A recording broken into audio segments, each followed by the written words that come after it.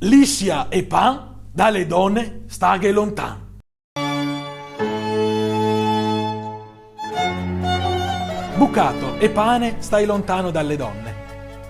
Questo detto contadino va a richiamare quelle che erano le funzioni delle donne nelle case di una volta, funzioni che non erano meno difficili e impegnative rispetto a quelle degli uomini nei campi. La prima operazione citata è la lissia, ovvero il bucato, partendo addirittura dal preparato di acqua bollente e ceneri che serviva per lavare i panni.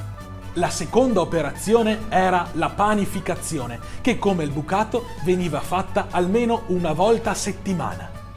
Vista la difficoltà, la pazienza e la forza che bisognava usare in queste operazioni, era saggio in quei giorni stare lontani dalle donne. Oh, se le diselori